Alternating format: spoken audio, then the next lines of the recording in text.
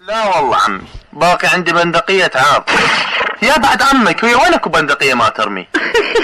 اوي ماما فدوى عسل مو لسان، عمو اريدها تجرح بس ما تقتل. ها زين، عندي خوش نوعية تفيدك تاخذ خيط. عمي شنو هاي الشروط السخيفة؟ تعال فهمني بالاول انت شلك بالسلاح. شحكي لك عمو، اني اكو شخص كلش عزيز علي جرح كرامتي بكلمة واريد اجرح شعور الطلقة. انا اخوك، شلون جرح كرامتك بكلمة؟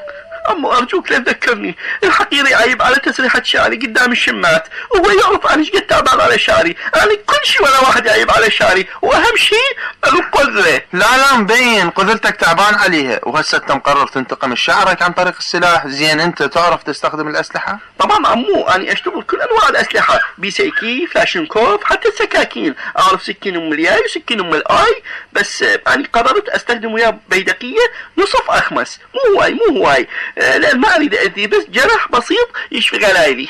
نص اخماس؟ زين انت وين ناوي ترميه؟ والله عمو لحد الان محتار، لو ارمي بصدره وازوف للرئة، لو ارمي بخاصته وخروب للبنكرياس. انا اقول لو ترميه ببطنه وتشلع حاجبه احسن. اي ماما فدوى عسل مو لسان، انت شنو عاد تصنف علي؟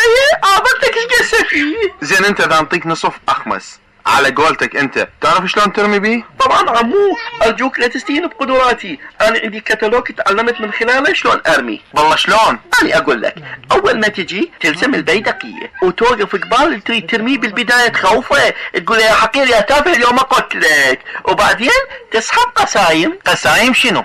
هاي اللي هي اسمها يسحب اقسام مو قسايم يا ابني. بعدين توجه البيدقية على المكان اللي تريد تصيبه، وتجيب اصبعك وتخليه على الزنايد. وين تخلي صبعك؟ على الزنايد. لو تخليه بخشمك هواي احسن، ولك اسمه زناد. اوكي ما نختلف على التسمية.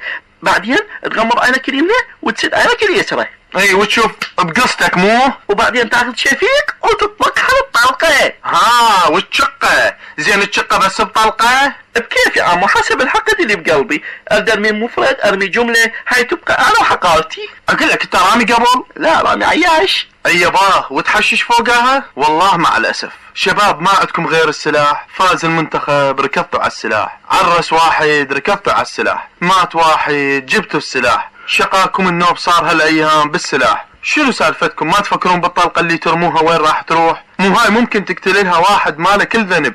انا سويت روحه بالسلاح حتى اسمعك، بس هسه انصحك عوفك من السلاح لان ما وراه بس المشاكل.